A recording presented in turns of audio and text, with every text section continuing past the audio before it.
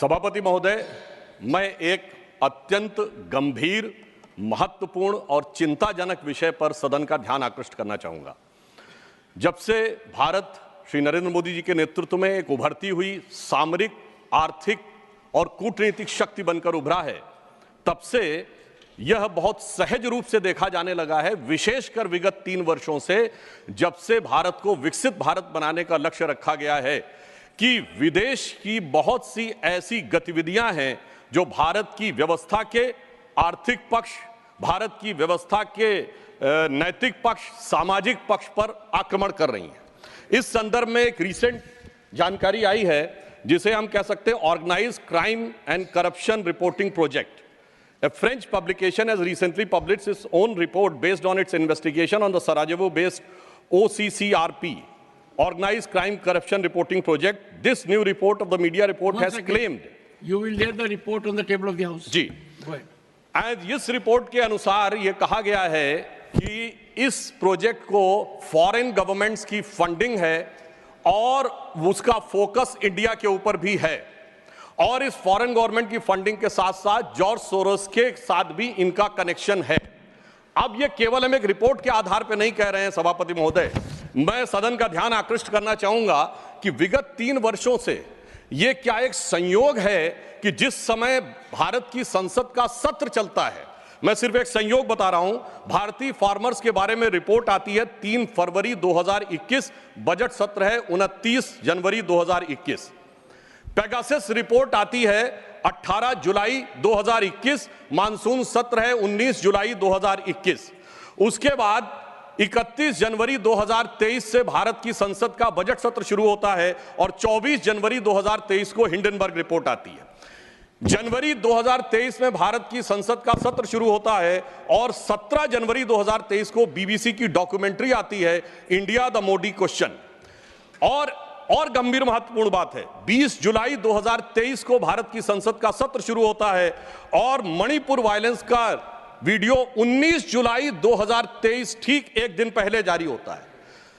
पूरे सीक्वेंस में अगर हम चलें तो महोदय मैं याद दिलाना चाहूंगा कि 10 मई 2024 को कोविड वैक्सीन के बारे में एक रिपोर्ट छपती है, जिस समय भारत का चुनाव प्रचार अपने पूर्ण उसके ऊपर था। फिर अभी वर्तमान सत्र हम बताना चाहते हैं कि मानसून सत्र 22 जुलाई से 9 अगस्त के बीच में शुरू होता है और 10 अगस्त को हिंडनबर्ग की रिपोर्ट आती है। वर्तमान सत्र 25 नवंबर से प्रारंभ होता है और 20 नवंबर को अमेरिकन कोर्ट के एक अटॉर्नी की रिपोर्ट आती है एक बिजनेस हाउस के संदर्भ में। मैं सिर्फ देश के सामने बात रखना चाहता हूं।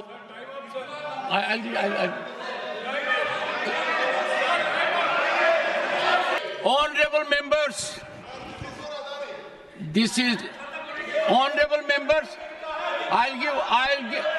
Honorable members. I will give time because listen to me. This is a very serious issue, and we need to have opinion from everyone this side. We cannot allow largest democracy to be made dysfunctional by deep state anywhere else.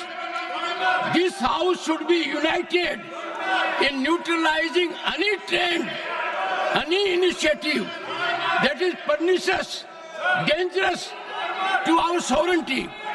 I allow Sudhanshu Trivedi to continue.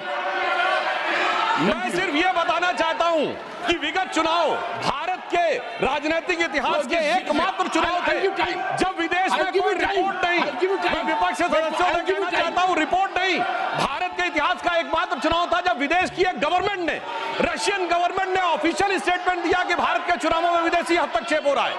ऐसा भारत के इतिहास में कभी नहीं हुआ और इसके बाद दूसरी सरकार के द्वारा उसका खंडन किया गया।